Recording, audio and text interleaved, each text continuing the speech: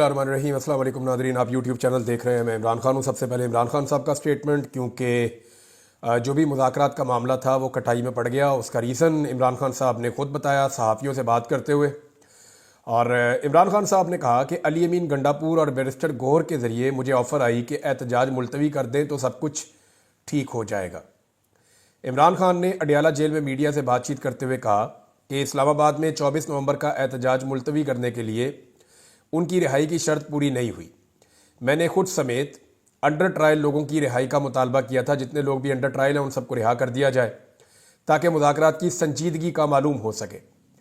इमरान खान ने कहा कि ये ऐसी डिमांड थी जो फौरी तौर पर पूरी हो सकती थी, जो उन्होंने नहीं की। मुज़ाकरात तो चलते रहते हैं, मगर ये पता चल गया कि ये सीरियस नहीं थे, ये सिर्फ एहतजाज मुलतवी करवाना चाहते थे।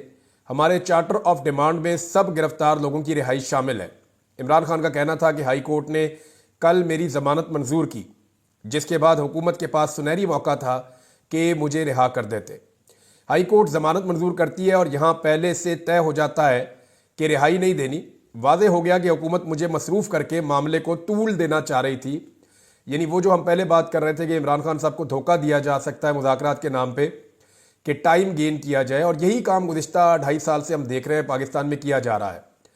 लगभग 2.25 साल होने वाले हैं, एक ही काम पाकिस्तान में किया गया है कि मामले को तूल दिया जाए, टाइम गेन किया जाए।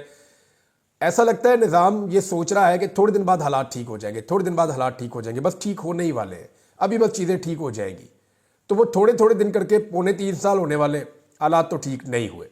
बहरहाल इमरान खान ने कहा कि ये भी वाज़ेह हो गया कि असल ताकत जिसके पास है उसी ने ये सब कुछ किया, और सब कुछ ये बताने के लिए किया कि वो जो चाहे करें, वो कानून से बालातर है। इमरान खान ने कहा कि 26वीं आईनी तरमीम मुकम्मल नाफिज हो गई तो कहीं से भी रिलीफ नहीं मिलेगा। हमारे पास जिंदा कौम की तरह एहतजाज के अलावा कोई और रास्ता नहीं है। 24 नवंबर को बैरून मुल्क पाकिस्तानियों का रिकॉर्ड एहतजाज होगा, क्योंकि वो आज़ाद मुल्कों में रहते हैं। हमें हुकूमत की नीयत का पता चल चुका है। एहतजाज भी होगा, मुज़ाकरात भी चलते रहेंगे। मुज़ाकरात होंगे तो बात आगे चलेगी। मुज़ाकरात जिनसे हो रहे हैं नाम नहीं बता सकता, लेकिन जो मुज़ाकरात हो रहे हैं इनमें संजीदगी नहीं है। इमरान खान ने मजीद कहा कि मैं जेल में हूं और मुझ पर केसेस बनाए जा रहे हैं। उसी को बनाना रिपब्लिक कहते हैं। वकला, जजेस, मजदूरों, सिविल सोसाइटी सबको पैगाम दे रहा हूं कि 24 नवंबर को एहतजाज के लिए निकले। इमरान खान साहब ने जोर दिया कि 24 नवंबर का एहतजाज 100% कामयाब होगा। अब वादे हो चुका है कि मुझे 24 नवंबर से पहले रिहा नहीं करेंगे। हम इनकी क्या बात माने? अगर वो बातचीत में संजीदा है तो हमारे लोगों को रिहा किया जाए। जेल में रहते हुए मुझ पर 60 केसेस हो चुके हैं। सारे मरकजी केसेस में मेरी जमानत हो चुकी है, मगर इसके बावजूद रिहा नहीं किया जा रहा। इमरान खान साहब ने सारा बताया जी कि अली अमीन गंडापुर और बैरिस्टर गौहर आए थे। वैसे ये दोनों लोग जो हैं वो कंटिन्यूसली एस्टेब्लिशमेंट के साथ राब्ते में है। ये बात मैं आपको पूरी यकीन के साथ कह सकता हूँ। वो इसलिए कि अली अमीन गंडापुर एक सूबे के वज़ीर आला हैं, तो वज़ीर आला का गुजारा ही नहीं होता जब तक कि वो काम कर ही नहीं सकता। हमारा सिस्टम इस तरह से बना हुआ है, एस्टेब्लिशमेंट की इतनी गहरी जड़ें पूरे सिस्टम के अंदर कि कोई वज़ीर आला तो क्या, कोई SHO भी या कोई एक SP या DSP भी जो है वो एस्टेब्लिशमेंट के साथ जुड़े बगैर काम नहीं कर सकता। एस्टेब्लिशमेंट की जड़ें बहुत गहरी हैं निज़ाम के अंदर, तो वज़ीर आला तो ऐसा सोच भी नहीं सकता। अब अलीमा खान साहिबा ने भी इसकी तस्दीक की। उन्होंने कहा जी इमरान खान साहब को मुज़ाकरात की पेश की गई, 10 दिन के लिए टाइम मांगा गया था। जो मुज़ाकरात करने वाले दूसरे लोग हैं जिन्होंने अली अमीन गंडापुर से रब्ता करके मुज़ाकरात किए या बैरिस्टर गौहर को इन्फॉर्मेशन है, उन्होंने कहा जी कि 10 दिन दे दिए जाए, 10 दिन के लिए एहतजाज आप मौखर कर लें और मुज़ाकरात जो है वो फिर आगे बढ़ते जाएंगे। अब इसमें जो डायरेक्टली उनका स्टेटमेंट है वो ये है कि इमरान खान ने कहा कल मुझे उन्होंने ऑफर किया आप 10 दिन के लिए एहतजाज मुलतवी कर दें, हम बातचीत करने के लिए तैयार हैं। मैंने कहा ठीक है, पहले बेगुनाह लोगों को रिहा करो। बजाय रिहाई के मुझ पर एक नया केस बना दिया गया। इससे वादे हुआ कि ताकतवर लोग जिस वक्त चाहें आपको कैद में रख लें और जब चाहें आपको रिहा कर दें। लिहाजा उन्होंने बड़ा क्लियरली ये कह दिया इमरान खान साहब ने कि ये इसके पीछे एस्टेब्लिशमेंट है मेरी गिरफ्तारी के पीछे, और ये सारे मिले हुए हैं और ये सिर्फ टाइम गेन करना चाह रहे थे, जो इमरान खान साहब ने फिलहाल देने से इनकार कर दिया है। और उन्होंने कहा जी कि हम एहतजाज करेंगे, एहतजाज नहीं रुकेगा। मोहसिन नकवी को बुला लिया जी, इस्लामाबाद हाई कोर्ट ने इसका नोटिस ले लिया। इस्लामाबाद हाई कोर्ट के अंदर वो एक केस चला गया था, वहां पे चीफ जस्टिस के पास ये केस लगना ही वहां था। इस्लामाबाद में जब भी कोई हुकूमत से मुताल्लिक या इस्टेब्लिशमेंट से मुताल्लिक कोई भी चीज़ आती है, वो 90% जो है वो जाकर सीधा chief justice Islamabad high court के पास ही लगती है। वो इख्तियार भी उनके पास ही है। तो वो केस उनके पास जाके लग गया और उन्होंने वहाँ पे तलब कर लिया वज़ीर दाखिला को, और वज़ीर दाखिला का शुक्रिया भी अदा किया कि आप आए। तो वज़ीर दाखिला ने वहाँ पे बातचीत की। बहरहाल अब ये केस चल रहा है कि इस एहतजाज को कैसे टैकल करना है। अब अदालत के ज़रिए से कोई हुक्म लेने की कोशिश की जाएगी। बहरहाल मोहसिन नकवी ने बाहर निकल के बातचीत की है और मोहसिन नकवी ने कहा कि जी PTI के साथ कोई मुज़ाकरात नहीं हो रहे क्योंकि धमकियों के साथ बातचीत नहीं हो सकती है। चीफ जस्टिस का जो भी ऑर्डर होगा उसके ऊपर हम अमल दरामद करेंगे। मुझे लगता है चीफ जस्टिस से सख्त ऑर्डर लेगी ये हुकूमत और उस ऑर्डर को बुनियाद बनाकर लोगों के ऊपर फस्तायत, जुल्म और जबर किया जाएगा। अब चीफ जस्टिस का जो सख्त ऑर्डर है वो किस नौयत का होगा ये हम देख लेंगे आने वाले वक्त में। अच्छा, उन्होंने कहा जी कि सवाल ये पैदा होता है कि सिर्फ खास दिनों में PTI क्यों एहतजाज कर रही है। अब ऐसे वक्त में एहतजाज की कॉल दी है जब बेलारूस के सदर पाकिस्तान, ओ यार कुछ ना कुछ तो पाकिस्तान जो हो ही रहा होता है ना। थोड़े दिन पहले एहतजाज कर रहे थे तो आपने कहा था जी वो जो है वो मलेशिया के वज़ीर आज़म आ गए, हालांकि वो उस दिन जा रहे थे जिस दिन उन्होंने एहतजाज की कॉल दी थी। उससे थोड़े दिन पहले जो है वो आसिफ अली जरदारी नाना बन गए थे। उसके बाद जो है वो नवाज शरीफ साहब का बेटा दिवा, कुछ ना कुछ तो इस मुल्क में हो रहा होता है। कभी मरियम नवाज की सर्जरी निकल आती है, कभी कुछ हो जाता है, कभी कुछ ना कुछ। एक मुल्क है भाई इतना बड़ा, तो बेलारूस का सदर आ रहा है। हद हो गई वैसे आप लोगों की। मैं हैरान होता हूं कि बेलारूस का सदर आएगा, आगे पाकिस्तान का सारा कर्जा उतार के वापस चला जाएगा, ये होगा। यानी मेरी समझ से बाहर है। कोई ना कोई तो पाकिस्तान में आता ही रहता है हर वक्त। इतना बड़ा मुल्क है भाई, 25 करोड़ इसकी आबादी है, एटमी पावर है दुनिया की 7वीं। तो यहां पे तो लोग आएंगे और जाएंगे। हमने अपने अंदरूनी मामला को उठा के हम कहां पे जाके जोड़ देते हैं। मोहसिन नकवी ने एक और इल्ज़ाम लगा दिया कि जी खैबर पख्तूनख्वा से जो लोग आते हैं ना उनमें अफगान शहरी बहुत बड़ी तादाद में होते हैं, ये एक सवालिया निशान है। फिर उन्होंने कहा जी कि एक और चीज़ उन्होंने उठाई, ये जो दहशतगर्दी का वाकया हुआ इस पर मोहसिन नकवी ने कहा जी उधर हम ख्याल करें या इधर ख्याल करें। आज 38 लोग शहीद हो गए हैं करम एजेंसी में। अब हम वहां ध्यान रखें या यहां ध्यान रखें। अब ये बहुत बड़ा दहशतगर्दी का एक वाकया हुआ है और 38 लोग वहां पे बताए गए हैं। अब तक की इतला के मुताबिक जो शहीद हो गए हैं, गाड़ियों के ऊपर अंधाधुंध फायरिंग की गई है। ये पारा चनार से जाती हुई गाड़ियां। इसके ऊपर 2 स्टेटमेंट्स हैं अल्लामा राजा नासिर अब्बास साहब, क्योंकि वो इसके साथ जुड़े हुए हैं तो मैं उनके स्टेटमेंट आपको पढ़ के सुना देता हूँ। खैबर पख्तूनख्वा के जिला करम ओचित में दहशतगर्दों ने कानवाय पर फायरिंग की। उसके नतीजे में कमोबेश 38 अफराद की शहादत और कुछ जख्मी भी हुए हैं लोग। ये इंतहाई अफसरदा हूँ मैं। दहशतगर्दी की इस घिनौनी वारदात की जितनी मजम्मत की जाए कम है। हमने बहुत दफ़ा सूबाई और वफाकी हुकूमत को इस बारे में बताया, एहतजाज भी किए, लेकिन किसी के कान पर चूं तक नहीं रेंगी और इस जुल्म को रोकने में सब नाकाम साबित हुए। वज़ीर आला खैबर पख्तूनख्वा भी सूबे में अमन व अमान के क़याम में नाकाम हो चुके हैं। हकीकत तो यह है कि वो ज़िला करम पारा चनार का डिप्टी कमिश्नर और DPO तक हटाने का इख्तियार नहीं रखते। ये बात ठीक है, अली अमीन गंडापुर एक DPO को या एक RPO को या एक DC को नहीं हटा सकते। अली अमीन गंडापुर वज़ीर आला ज़रूर है, लेकिन इख्तियारात अली अमीन गंडापुर के पास नहीं है।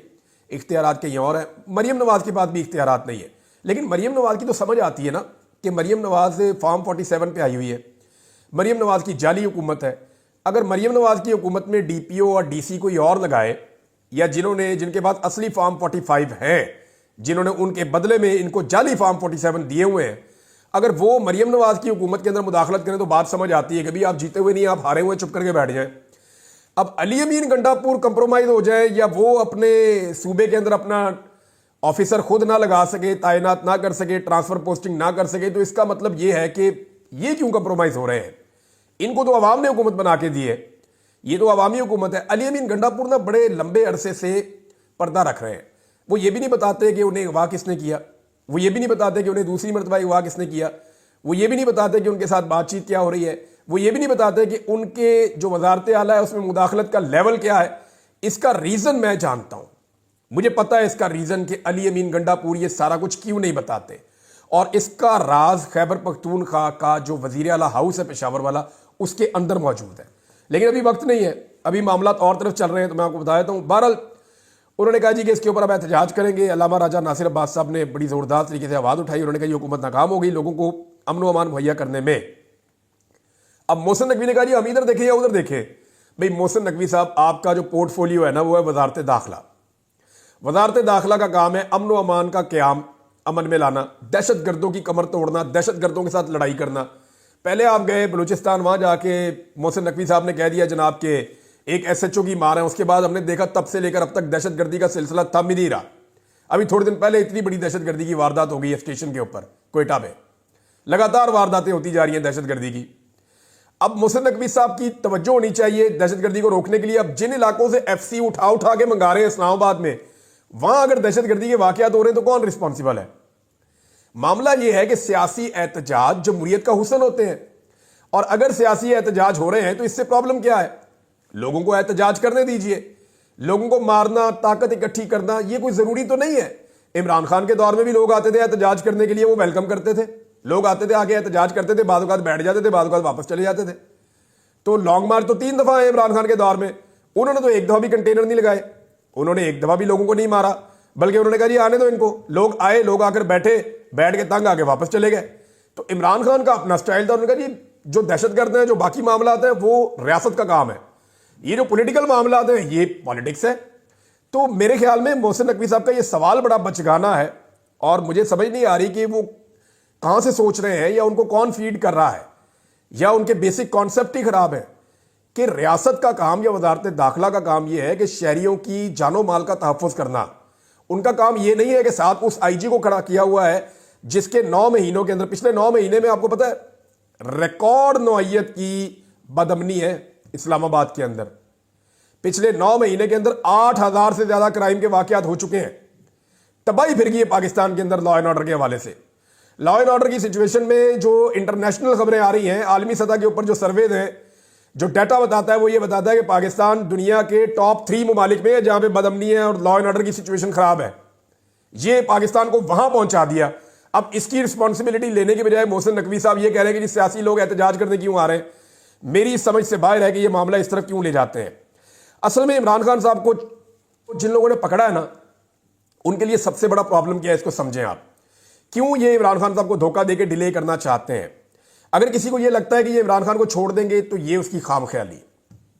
इमरान खान कानून के जरिए छूट जाए वो एक अलग बात है, लेकिन निजाम कभी भी इमरान खान को छोड़ने का रिस्क नहीं लेगा। एस्टेब्लिशमेंट कभी ये रिस्क नहीं लेगी, हुकूमत कभी ये रिस्क नहीं लेगी। उसकी वजह समझिए आप, इमरान खान की मकबूलियत का तोती बोल रहा है, ना सिर्फ मुल्क में बल्कि पूरी दुनिया में।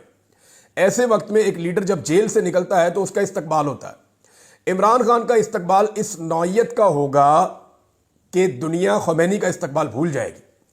दुनिया भूल जाएगी कि बेनज़ीर भुट्टो वापस आई थी तो लोग कैसे निकले थे इस्तकबाल करने के लिए। इमरान खान के इस्तकबाल के बाद पाकिस्तान का सारा पॉलिटिकल सिनेरियो ही चेंज हो जाएगा। अगर इमरान खान को छोड़ दिया जाता है आज, 10 दिन बाद, 20 दिन बाद, 30 दिन बाद, तो पूरा पाकिस्तान उसकी एक झलक देखने के लिए निकलेगा और इतना बड़ा हुजूम बन जाएगा, इतना बड़ा क्राउड बन जाएगा कि पाकिस्तान की पूरी पॉलिटिक्स और पाकिस्तान का पूरा निजाम इमरान खान के सामने बोना लगना शुरू हो जाएगा। और ये एक इतना बड़ा रिस्क है जो इस वक्त पाकिस्तान की एस्टेब्लिशमेंट और पाकिस्तान की हुकूमत नहीं ले सकती। आज़ाद कश्मीर में नाज़रीन हालात ख़राब हो रहे हैं बदकिस्मती से। वहाँ ये हो रहा है कि इंतज़ामिया ने जो है, लॉ इन्फोर्समेंट एजेंसीज़ ने, इदारों ने लोगों के ऊपर जबर और फस्तायत के साथ दोबारा क्रैकडाउन किया कि पाकिस्तान तहरीक इंसाफ के लिए एहतजाज के लिए ना निकले। लोगों ने रिएक्ट कर दिया आगे से। कई जगहों में पुलिस को फेंटी पड़ी है, कई जगहों में वीडियोज आ रही है कि पुलिस को और इंतज़ामिया को महसूर बनाया हुआ है, और कुछ जगह से जो है वो तशद्दुद के वाक़यात रिपोर्ट हो रहे हैं। ये बड़ा अनफॉर्चुनेट है। आज़ाद कश्मीर में पहले ही एक मामला ट्रिगर कर गया था। भाई आज़ाद कश्मीर के लोग हैं, वो एहतजाज करने आएंगे तो जब बाहर आएंगे कहीं पे आप निपट लीजिएगा, आप रोक लीजिएगा, आप रोक सकते हैं। तो भाई आप आज़ाद कश्मीर जैसे हसास इलाके में, यानी ये पाकिस्तान के लिए हसास इसलिए है कि हमारा एक आलमी मुकदमा है, तो वहां पे तो ना आप इस लड़ाई को शुरू करें। उस जगह पे तो अमन रखें कम से कम, ताकि दुनिया को हमारा ये वाला चेहरा नजर तो ना आए आज़ाद कश्मीर में। भारत मर्जी है, जितनी इनकी अकल है इनसे कुछ भी करने की आप तवक्को कर सकते हैं। अब इमरान खान साहब की मुखालफत में वहां तक पहुंच गए हैं कि बदतरीन लॉ एंड ऑर्डर पे कोई बात पूछ करने वाला, पूछकछ करने वाला नहीं है। वजह यह है कि अगर पूछगछ की तो निजाम अपनी एक गलती छुपाने के लिए 100 और गलतियां कर रहा है। यानी अगर पूछगछ करेंगे तो यह साबित हो जाएगा कि इमरान खान का दौर बेहतर था, वो बेहतर परफॉर्म कर रहा था। यानी बदतरीन सरमायाकारी पे कोई नहीं पूछता, बदतरीन महंगाई पे कोई नहीं पूछता, बदतरीन गवर्नेंस और नालायकियों पे कोई नहीं पूछता, मईशत मुकम्मल तबाह कर दी गई, कोई नहीं पूछता, दहशतगर्दी के बढ़ते वाकयात पे कोई जवाब देने के लिए, सवाल पूछने के लिए तैयार नहीं है, खारजी ताल्लुकात में अबतरी पे भी कोई बात नहीं करता। अभी एक बात रिपोर्ट हुई है फैसल वाडा की तवस्सुत से, मैं पढ़ रहा था कि मरियम नवाज ने कोई चीनी सफीर के साथ कोई इस तरह का जुमला बोला है कि लोग तो मरते रहते हैं, और उसकी वजह से बड़ा उन्होंने माइंड किया है चीन ने मरियम नवाज के स्टेटमेंट को। अब ये पता नहीं इसके अंदर कितनी सच्चाई है, लेकिन फैसल वाडा कह रहे हैं तो वो एस्टेब्लिशमेंट से ही उनको हर बात पहुंचती है, तो मे बी वहां पे वो शिकायत हुई हो और वो बात फैसल वाडा तक पहुंची हो। नाज़रीन, मैं आपको दो छोटी छोटी ऑडियो सुनाना चाहता हूं। एक ऑडियो जुनूबी पंजाब से है। डॉक्टर रियाज साहब हैं पाकिस्तान तहरीक इंसाफ के, उनके घर पे पुलिस ने रेड किया। उसकी जो वीडियो है वो भी यानी मैं देख ही नहीं पा रहा था, जितनी खवातीन चीखें मार रही थी और जैसे तशद्दुद कर रही थी पुलिस। और ये बड़ा पढ़ा लिखा खानदान है, बड़े इज्जतदार लोग हैं। ज़रा उनकी बेटी की आप आवाज़ सुने। उसने एक ऑडियो मैसेज किया, उसकी उंगलियां भी तोड़ दी हैं और ये पुलिस वालों ने टॉर्चर किया है। ज़रा सुने उनके साथ और उनके वालिद के साथ क्या हुआ। मैं डॉक्टर रियाज लाल साहब की बेटी बात कर रही हूँ। हमारे घर की दीवारें फैला के हमारे घर में आए। हम लोग यहाँ पर एक महफूज मकाम पे थे जलालपुर में। पुलिस हमारे घर के आए, पुलिस का डाला था। SHO ने मेरी वालदा के साथ बहुत बदतमीजी की, घर की औरतों पे हाथ उठाया और डॉक्टर साहब को ज़बरदस्ती इस तरह से ट्रीटमेंट दिया जैसे हम कोई कातिल है। तो नाज़रीन, ये आपने सुना, तो अब आप देखें ना कि नवाज शरीफ की बेटी जाए सर्जरी करवाने के लिए तो मुबैना तौर पे एयरफोर्स के तैयारे में जाए। हमारे फौजी जवानों की लाशें जब वो शहीद हो जाएं तो वो उठा के लाई जाए खच्चरों पे और दूसरे जानवरों पे। ये आलिया हमजा साहिबा ने बताया। अभी मैंने ये, बल्कि उनके कहने के बाद मैंने वीडियो भी देखी और उन्होंने ये एतराज़ किया आलिया हमजा साहिबा ने कि जनाब हमारे शहीद जवानों की लाशें तो खच्चरों पे लाई जा रही हैं बांध के, और इनके निहारी जो है वो जाती है हेलीकॉप्टरों के ऊपर, इनके बच्चे ट्रैवल करते हैं हेलीकॉप्टरों पे, और इनकी बेटी अपनी सर्जरी करवाने के लिए एयरफोर्स के तैयारे में जाती है। तो ये बदकिस्मती नहीं है तो और क्या है। अब जरा एक और बच्चा है, इसका स्टेटमेंट आप सुनिए। ये नारोवाल से पाकिस्तान तहरीक इंसाफ के यासिर मली साहब हैं, उनके घर पे पुलिस ने अटैक किया और वो पुलिस से बचकर भागे कि गिरफ्तारी अवॉइड करनी है। उनके साथ क्या हुआ, जरा उनके बेटे की जुबानी आप सुन लीजिए। हमारे दरवाजे को मेरे बाबा भागे हैं, पीछे मुलाजिम भागे हैं, मेरे बाबा का कहीं पाँव हार गया है, इन्होंने ऊपर से इतनी बैठी मेरे बाबा को ईंट मारी है। तो नाज़रीन, देखा आपने कि ये बच्चा क्या बता रहा है। ये पाकिस्तान के इस वक्त जबर और फस्तायत का ये आलम है, और ये कोई एक दो जगह की कहानी नहीं है। ये कहीं पे रिकॉर्ड होती है, कहीं पे नहीं होती। ये गली गली मोहल्ले मोहल्ले यही दास्तान चल रही है। छोटे छोटे बच्चों को गिरफ्तार करते हैं, छोड़ते हैं, वो फिर उसी काम पे लग जाते हैं, फिर गिरफ्तार कर लेते हैं। इस कौम ने भी जिद पकड़ ली है। अब इंटरनेट बंद करने की तैयारी हो रही है। इंटरनेट बंद करने के ऊपर पाकिस्तान तहरीक इंसाफ ने एक स्ट्रेटजी बनाई है, और वो स्ट्रेटजी जो है वो भी आज शाम तक सारी चीजें तकरीबन फाइनल हो जाएंगी। मैं नेक्स्ट वीलॉग में आपको बताऊंगा कि इंटरनेट बंद होने की सूरत में क्या स्ट्रेटजी है और किस तरह जो है वो पाकिस्तान तहरीक इंसाफ ने क्या हिकमत अमली बनाई है, कैसे वो फुटेज और वीडियोज जो है और वो तस्वीर सामने आएंगी। अब तक के लिए इतने, अपना ख्याल रखिएगा, अपने इस चैनल का भी। अल्लाह हाफ़िज़।